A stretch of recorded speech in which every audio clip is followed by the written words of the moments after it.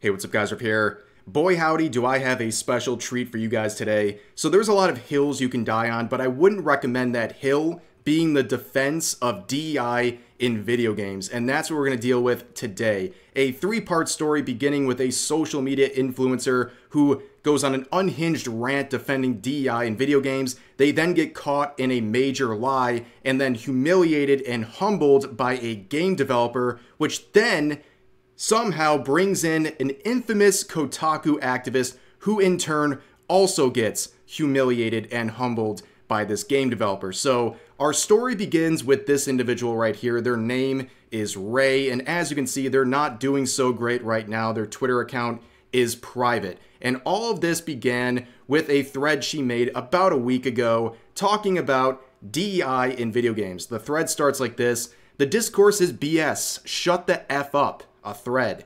Number 1, DEI consulting companies don't bully studios into changing creative direction. They act as resources to help creatives portray a lived experience. So this is a immediately debunkable claim. You can look at what happened with Game Science and Black Myth Wukong and Sweet Baby Inc. And then you can also look at the Sweet Baby Inc. CEO and the quotes she's made where she encouraged people to threaten their employers with cancel culture if they don't work with certain consulting firms like Sweet Baby. And then you can see the rest of the thread is just a bunch of coping and projection. I'm just going to read some small parts where she's referring to critics of DEI in video games as incels, says that they live with existential dread and that they're not loved enough, and that no matter how much they go to the gym, the muscles will never make them not obnoxious and repulsive, and on and on and on. And as you can see, it's a lot of projection. This is what a very insecure person looks like, and they're just projecting it onto their critics and enemies surrounding DEI and the gaming industry and what have you. So this whole thread would get covered by, I believe, Hero Hey first, and then Asmongold would react to that video, and that video has nearly 1 million views in about a day, so she is getting dunked on left and right. And in that process, she would get caught in a major and very embarrassing lie. So this post from June was drudged up and says, "Hey new folks, I'm Ray. I work in the gaming industry in UX, R&D, and game production. I worked on various software and hardware for Xbox. I am now an independent media producer," and yada yada yada. So basically, she decided to include after that this screenshot of Ori and the Will of the Wisps. So basically, based on the fact she mentions that she is a producer and she's worked on game production, and then includes this game in the related tweets, she is explicitly implying that she helped produce this game. And this is where we would be introduced to today's hero, Thomas Mahler, who is the CEO and creative director at Moon Games Studios, and also the designer and director of Ori and the Blind Forest, Ori and the Will of the Wisps. So they would reply to this tweet yesterday saying this: "I'm the director behind both Ori games, and I don't know who you are and how you are affiliated with Ori." So in response to that, Ray would say this: "I worked with Xbox user research. I was the URA for global publishing during 2018 to 2020. Nice to meet you." So she's basically trying to imply that she was a part of the team and, "Oh, I just got lost in the shuffle. You must have forgotten who I was." But if you look at her resume, right, and what she actually does, what a user research project manager does, essentially it's like a telemarketer. So she is trying to claim, based on that role, that she had some sort of a dealing with that game and had some sort of a contribution when she clearly did not. This is like the janitor of a Fortune 500 company claiming that they are responsible for whatever output that business is making. It's just a big stretch, and that's not to demean any of these related positions. It's just obviously not true that her position had anything to do with the production of this game.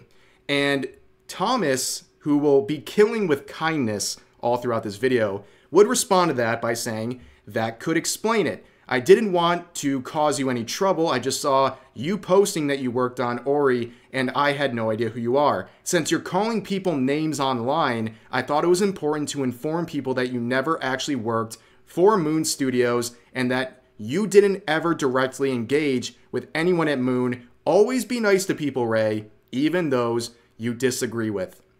So as you can see, like I said, class act, and this is a very important part. So you see this reference to calling people names online.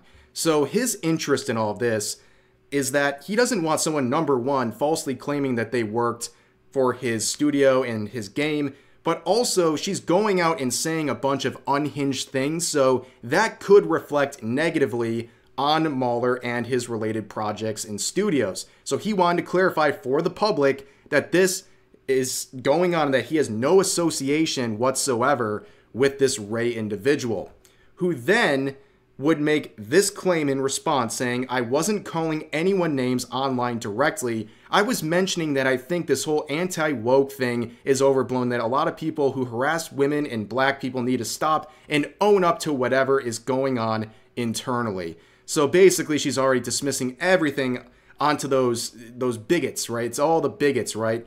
But she says that she didn't call anyone names, which would be another lie, because responding to criticism of her original thread, she would say this to Mark Kern, ha ha ha, suck my a-hole, dumbass.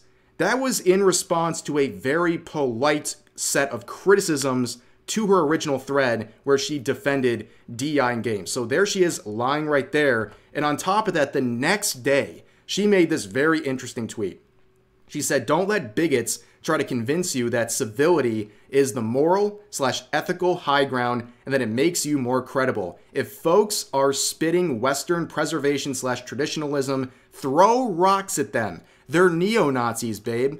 Don't tolerate intolerance. So as you can see, she's pretty much painting anyone who criticizes anything she supports as a neo-Nazi, as a bigot, what have you. But she makes this very interesting part about civility is not important. You don't have to be civil. That doesn't make you any better. And that is exactly what's happening. You have an uncivil person like this dealing with a very civil person in Thomas Mahler. And at that point, Thomas Mahler really wasn't replying anymore. I mean, why would he engage in this series of lies she was trying to make, where she would reply to him again and make this statement saying, oh, I have a question for you. Do you ever at any point feel Microsoft has shoved DEI expectations at you or pressured you? So she's trying to rope him into some sort of agenda she's trying to push here, where she's trying to say that this DEI stuff is not forced on anyone in the industry, where clearly the professional in this situation, Thomas Mahler, is not going to play this game. And she would lie even more. Responding to another user, she would say, he actually backtracked. I don't know if you saw, referring to Thomas Mahler. Now, you've seen the series of tweets we just covered. Did you see him backtrack in any sort of a way?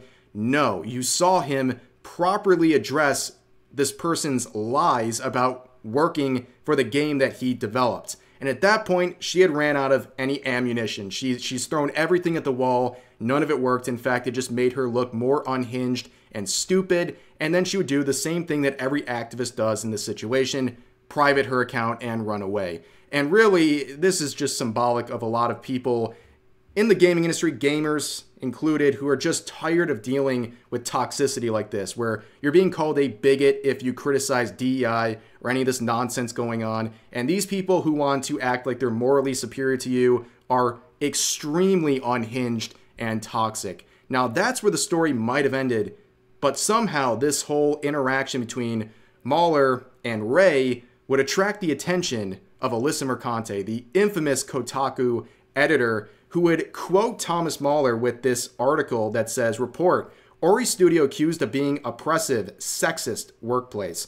Now, I'm going to spoil this whole arc here with the article, probably to no surprise to you that this article has been completely debunked. But anyways, she's making this jab at Mahler, seeing what's going on with the whole race situation. And let's just take a step back and see where Alyssa Mercante's at recently. She has been fuming on social media for a lot of reasons. And this is one of her recent posts where she is very angry about this silly shot of Elon Musk at a Trump rally, where she says, this is literally every man attacking women or people of color or queer folks bemoaning wokeness online. These the biggest losers alive, emboldened by the reach of the internet. Bring back bullying. which is a very interesting thing to say because right now she is filing a lawsuit against the YouTuber Smash JT, and one of the things she's claiming is that he is harassing her online. He's being mean to her online, which is already ridiculous because she's doing just the same to him, if not more, and also contacting his wife and doing all kinds of unhinged things to him and also to a lot of other people on social media. And this is her response: bring back bullying. So I'm sure Smash JT and his lawyer are taking this screenshot and adding it to the folder of things that show that she's being very disingenuous with this whole lawsuit. But the irony here is that she's attacking Elon Musk, implying he's a bigot and all this stuff. And here she is on Twitter using his app. She literally can't get away from Twitter despite claiming its creator is this awful, terrible person. And on top of that, she's been trying to say that on YouTube and on Twitter that the vocal minority are being artificially ballooned when they're making rage bait. So basically, she's referring to any YouTubers criticizing DEI or stuff like that in the gaming industry. And she's saying that Twitter and YouTube are artificially ballooning this stuff by promoting it. And the irony, of course, is that Alyssa Mercante and her entire online presence is rage baiting. That's literally what she does. And now she is monetizing it. She has this blue check mark, which means she is paying to be a subscriber on Twitter. She is paying a monthly fee to Elon Musk, who she claims is a bigot. There are so many layers of irony. It's actually unreal. But let's get back to the whole situation with Mahler. This was her response after he exposed Ray for lying about her resume. Alyssa Mercante says, "You're a dickhead," where Thomas Mahler says, "I don't know who you are," where she says, "Maybe you forgot," with this quote from the article. It says this. This is proof, by the way, that it's a sexist and abusive work environment. Mahler sometimes argued with the veterans that he brought in, and he changed his mind about the decisions they made and would overrule them. Mahler would also forget about agreements and then argue for the opposite to happen, and that impacted the work of multiple people, multiple developers said. So basically, Mahler, as the developer of this game, told some people no when they came up with bad ideas. That, in the eyes of Alyssa Mercante, is proof of a sexist and abusive work environment, which is very on character because she is a massive narcissist, and seeing someone told no to her is an act of abuse and sexism, which is, like I said, totally on character. But he would respond, right, with a pretty long response here, but I think it's definitely worth reading. So Mahler says, "Hey Alyssa, you're apparently a journalist from Kotaku, so I'm guessing you haven't worked in actual game development yet. Let me try to explain the thing you posted about, which I'm guessing was from that hit piece from a few years back. Yes, I'm guilty of what's stated in that image, and that's okay because this is the normal creative process. We brought lots of veterans into Moon because generally great people want to get the opportunity to work on great projects, and that's our goal at Moon. We always set out to create the kind of games we'd love to play ourselves that fills some hole in the market because for some reason these holes haven't been filled yet. And so we're all incredibly passionate about what we do. With great talent comes a lot of enthusiasm and passion, which absolutely leads to arguments because ultimately everyone is working hard on getting their vision into the game, but also everyone at Moon understands that we're working together as a team. So the point of these arguments is then to try to convince each other why this or that solution would be the best thing for the game we're making, and the best solution ought to win. Most of the times, the beauty behind these arguments is that everyone gets a chance to contribute, and more often than not, the actual solution will be one that ultimately everybody contributed to because we're dealing with very complex issues all the time, and complex problems often also need complex solutions. It is often a chaotic process, but it's a controlled chaos. And yes, absolutely every now and then, I have to put my foot down and set the direction because I'm the game director and ultimately it's my responsibility to ensure that everyone knows where things are heading and that decisions get made. And yes, it also happened that I agreed to certain decisions, play tested some more, and changed the direction after. Again, to me, this is a normal part of the process since things get clearer and clearer the more stuff gets implemented and the more we play and test. to me, all of this is just how creative work happens. It can be painful, but my job, like any good director, is to understand what's going on and make sure the right decisions get made, even if work might get rendered useless in the process. See here, even Miyamoto is guilty of that. And here's the final part saying, a few years back, we hired some folks that didn't really fit our culture, so we had to part ways with them, and then this article happened. Wasn't a great feeling seeing some ex-Moon folks talk badly behind our backs, but ultimately it just made it clear that these folks shouldn't have worked with Moon in the first place, and I hope they're happier now wherever they landed. I don't know why you're out here cursing out game developers and what your whole deal is, but I hope that gave you some insight into the creative process and its messiness and beauty. I hope you have a nice day. Yours, Dickhead. So he signs off with the insult she hurled at him, and this is just chef's kiss. This is amazing. He outclassed her, he outsmarted her, he humbled her, he humiliated her, and it's just a total example of the unprofessionalism of games journalists who act like a bunch of spurgs online versus actual professionals in the field doing things the right way. And you can see the disparity between how they act online. And don't forget, at the end of the day, people like Alyssa Mercante don't exist without people like this in the industry producing good games, producing something for Alyssa to cover and to work on and to test and review and what have you. And this is the attitude she has towards them, and the difference between how they act is, well, incredible. But here was Alyssa's response to all that.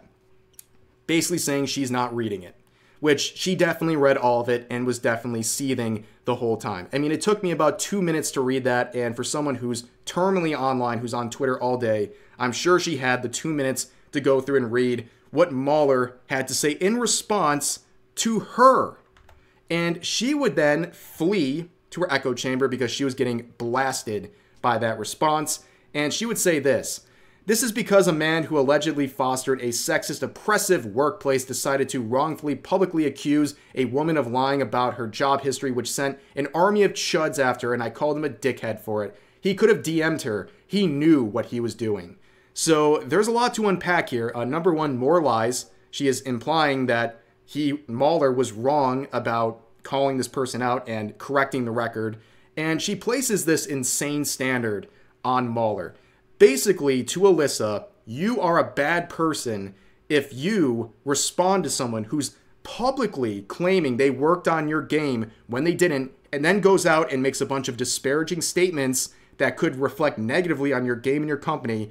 You are not allowed to publicly respond to that. You have to DM in private, which is already ridiculous. And on top of that, she is implying that he sent some army of people because he has some large account. Ray has more followers on social media than Mahler does. And also, this standard would apply to Alyssa Mercante, who I believe only has 1,000 or 2,000 less followers than Mahler at the time this all happened. So the same standard should apply to pretty much the entire online activities of Mercante. She should, under her own standard, she should be DMing everyone instead of making a bunch of call-out posts and trying to attack people left and right. And this is also another point that people were making about the whole chud thing. He sent an army of chuds. A lot of people didn't really know who Mahler was or what he stood for until this whole thing happened. And now they're saying, hey, we should support Mahler and the Ori collection, and we should go out and support people like this. And that's what I'm going to do. I'm going to encourage you to support and reward developers like Mahler who are doing the right thing. They're not just producing good games. They're also staying professional and doing so while dealing with extremely unprofessional people, and that should be rewarded. And I'll put a link to his Twitter account in the description. You can check out his account, consider giving a follow, and also check out the links to the various games and projects he's worked on. But for now, that's going to do it for this video. I know it was a bit of a long one, so I appreciate you guys hanging in there. As always, feel free to share your thoughts about today's topics in the comment section down below. Hope you guys enjoyed the video, and I'll see you next time.